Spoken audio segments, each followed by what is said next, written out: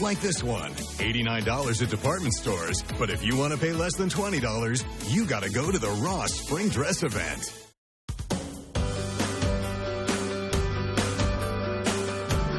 Welcome back to Studio 5. From the youngest child to the oldest adult, we all experience anxieties and daily fears. Feeling anxious never feels good, so how can we help our children deal with those uncomfortable situations? Studio 5 contributor Dr. Matt Townsend has focused in on 5 ways to coach your child through their anxieties and fears. First, you don't really love that word anxiety when we talk about children. Yuck! And I think it's just it's a weird word because it's so clinical.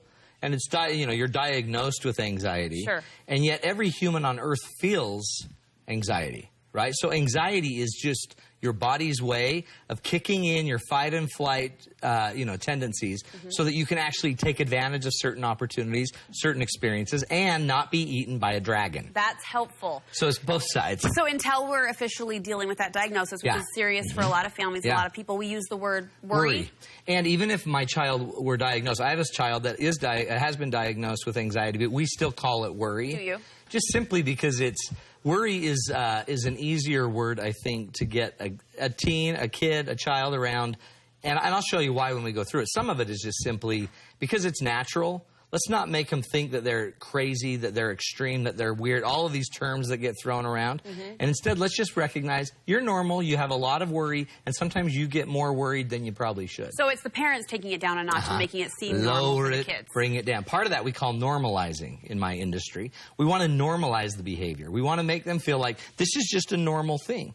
And if we make sure that they feel like it's normal to feel a little amped up about something. If you have a big test, you should be a little worried or amped up about it. Again, it's nature's way to make sure that you do a good job on that test. Is it okay as a parent then to maybe discuss the negative sides of worry? If they're an over-worrier, it's holding them back. Yeah, now, the interesting thing is I'm a big believer that you don't always tell them everything that could go wrong or they'll just start doing it.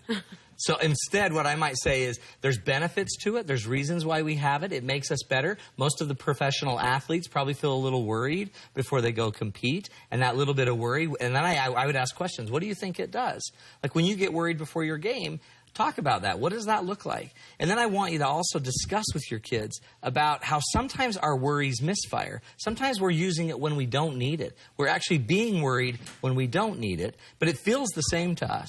And I would even then get into that, where sometimes we have people, like even some people that you know, some people you care about, that they feel more worried than they actually need to. So you're connecting them to people in their life who are going through those same emotions. That's exactly right. So we just noticed that worry is normal. It's a part of fighting and flighting and getting through life. Right. And sometimes we don't need it as much as we use it. Right. And we might even talk about how they specifically do that and get very real with them that this is normal. This is what it feels like. When you're worried, you feel tense. You'll feel your heart rate go up a little bit. Your stomach might bother you, and help them get those signs.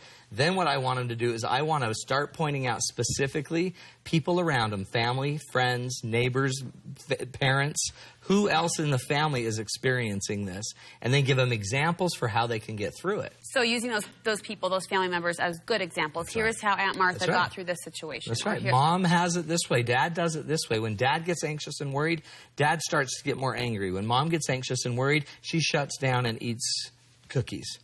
Or whatever. Don't we all? It doesn't matter. Don't we all? I remember matter. the first time my dad actually said, "Oh, I'm feeling a little nervous about this." And it was almost a weird, vulnerable feeling as a child to recognize your parents expressing those same emotions too. And the powerful thing about it too is now all of a sudden they have role models. I'd even go to certain stars, certain movie stars. Like my son plays a lot of music, so I tie him a lot of times to musicians that say that they have a little anxiety or worry.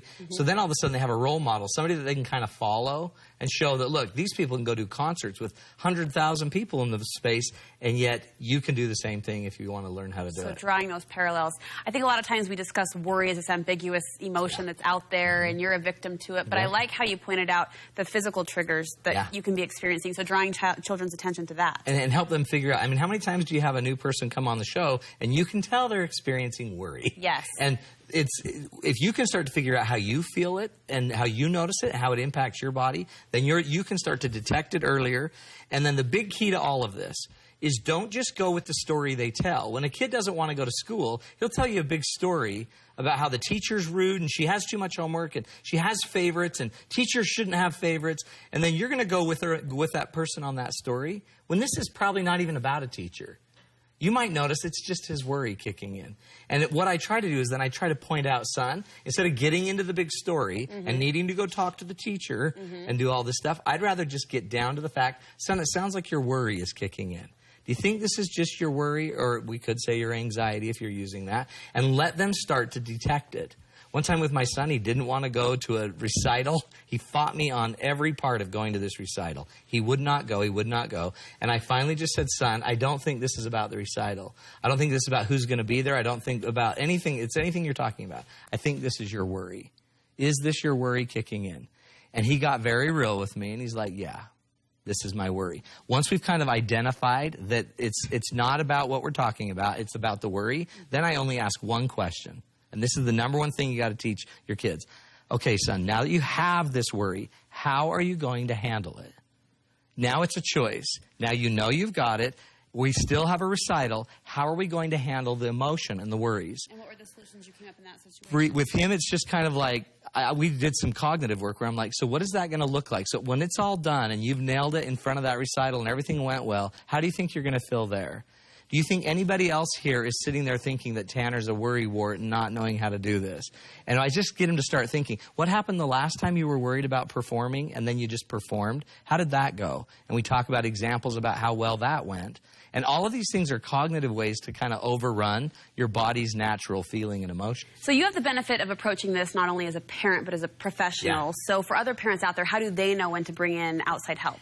You know, it's important to know when you start to see the kid break down, when you see that you're not having the power or the influence, when they're not performing the way they should, when they're withdrawing too much, when they're having attacks and it's starting to get more stressful, it's probably a good time to get a professional. And a therapist, there's a ton of great work you can get on this. So you don't always have to go right to medicine.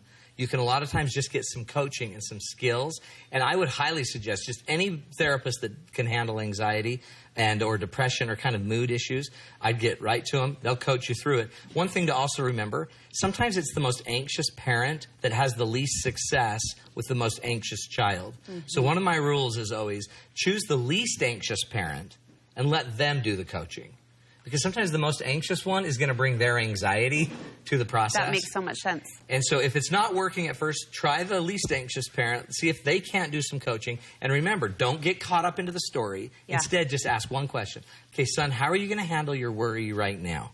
And then build a plan. Teach them how to breathe. There's a bunch of skills. You can get online and just get skills about how to get some of these emotions out of you.